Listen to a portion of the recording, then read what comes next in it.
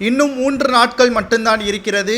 ஆட்சி மாற்றம் நடைபெறாமல் இருந்தால் முதல் கையெழுத்து திமுகவை சார்ந்த மிக முக்கியமான நபர்கள் கைது. அதிலும் குறிப்பாக மணல் கொள்ளையின் மாஃபியாவாக இருக்கக்கூடிய அமைச்சர் துரைமுருகன் மற்றும் கரிகாலன் இவர்களது கைது நடவடிக்கை மேற்கொள்ளப்படும் என்ற தகவல்களை தமிழக பாஜகவின் தலைவர் அண்ணாமலை அவர்கள் வெளியிட்டுள்ளார்.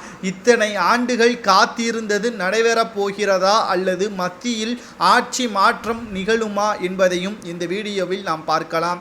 272 தொகுதியை பாஜக தனித்து கைப்பற்றினாலே ஆட்சி அமைப்பது உறுதி. ஆனால் என்டிஏ கூட்டணி ஆட்சி அமைப்பது உறுதிதான் என்ற தகவல்களையும் நம்மால் பார்க்க முடிகிறது. அதுவே கடந்த 2019 ஆண்டு நடைபெற்ற மக்களவை தேர்தலோடு ஒப்பீடு பார்க்கும் பொழுது இந்தியா கூட்டணி வெற்றி அடைவது கடினம்தான். குறிப்பாக தென் மாநிலங்களில் இவர்களது வெற்றி மிக பெரிய அளவில் இருந்தாலும் வட மாநிலங்களை பொறுத்தளவிற்கு இவர்களது வெற்றி நிச்சயமாக பாஜகவிடம் தோற்கத்தான் செய்யும். தற்பொழுது பாஜக மிக பெரிய ஒரு திட்டத்தை கையாள உள்ளது. இனி வரக்கூடிய தேர்தல்கள் அனைத்தும் சட்டமன்ற தேர்தலும் சரி மக்களவை தேர்தலும் சரி ஒரே கட்டமாகத்தான் நடைபெற அனைத்து ஏற்பாடுகளையும் செய்ய உள்ளதாக. இந்த தேர்தலில் வெற்றியடைந்தால் இந்தியா இதுவரை பார்க்காத பல திட்டங்களையும் கொண்டு வரப்போகிறது. அனைத்து மொழிகளையும் ஒன்றிணைக்கும் நோக்கோடு இவர்களது புதிய திட்டங்களும் அமலுக்கு வரப்போகிறது. அதில் எந்த ஒரு மாற்று கருத்தும் கிடையாது.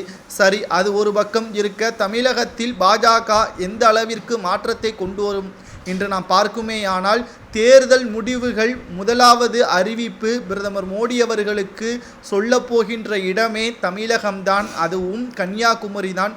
தோல்வி அடைந்தாலும் வெற்றியடைந்தாலும் முதல் தகவல் இருக்கக்கூடிய இடம் தமிழகம் என்பதால் நிச்சயமாக தமிழகத்தில் இருந்து பாஜக அடுத்த கட்ட நடவடிக்கைகளை மேற்கொள்ளும் என்பதில் எந்த ஒரு மாற்று கருத்தும் கிடையாது. குறிப்பாக சொல்ல வேண்டும் என்றால் தமிழகத்தில் இத்தனை ஆண்டுகளாக பாஜக நோட்டாவுடன் போட்டி போட்டதாக திமுகவினர்கள் பல்வேறு விமர்சனங்களை முன்வைத்து வந்தார்கள். ஆனால் இனி இந்த மக்களவை தேர்தல் மிகப்பெரிய ஒரு ஆளுமையாக பாஜக தமிழகத்தை பொறுத்தளவிற்கு மாற்றத்தை கொண்டு வரும். தமிழக பாஜகவின் தலைவர் அண்ணாமலை அவர்கள் இதனை நிறைவேற்றுவார் என்பதற்கேற்ப செய்திகளையும் நம்மால் பார்க்க முடிகிறது. பொறுத்தது போதும். தமிழகத்தில் இனி திராவிட முன்னேற்ற கழகம் ஆட்சியே வேண்டாம்.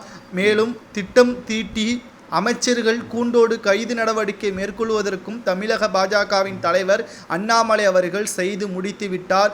இனி வரக்கூடிய ஆட்சி மாற்றம் நடைபெறாமல் இருந்தால் துரைமுருகன், KN நேரு இவர்கள் மீது இருக்கக்கூடிய வழக்கை உடனடியாக விசாரணை செய்ய மத்திய அரசு உத்தரவுகளை பிறப்பிக்கும் என்ற தகவல்களும் வெளியாகியிருக்கிறது.